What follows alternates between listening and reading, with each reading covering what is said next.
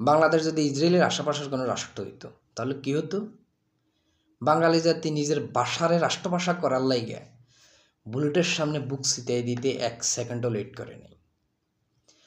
বাংলাদেশ স্বাধীন করার লাইগা পরাশক্তিধর পাকিস্তানের বুলেটের সামনে বুক ছিটাই দিতে 2টা সেকেন্ডও ভাবে নাই।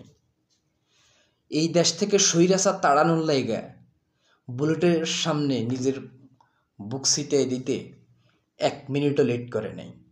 এই জাতি নিজের অধিকার আদায় এতটা বেপরোয়া।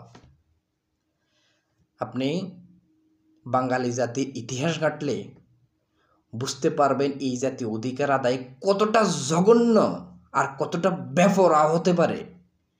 তাহলে এই দেশটা যদি ইসরায়েলের আশেপাশের কোনো দেশ হইতো, এই জাতি কি করতে পারত? একটু ইমেজিন করেন। আপনি হয়তো আমার কথাটা শুনে আপনারা হাসি আসতে পারে, হাসির কথা না।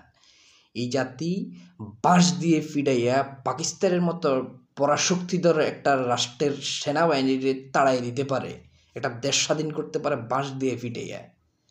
আপনার কাছে কি মনে হয় এই জাতি যদি, এই দেশটা যদি ইসরায়েলের বর্ডার আশেপাশের কোনো দেশ হইতো, মিশর, জর্ডানের মতো, তাহলে ইসরায়েলের কপালে কি ছিল?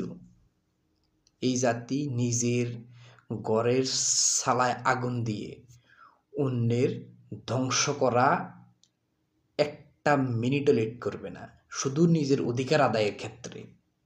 কতটা জঘন্য আর কতটা বেপরোয়া হতে পারে একটু ইমেজিন করেন। তাহলে ইসরায়েলের কপালে কি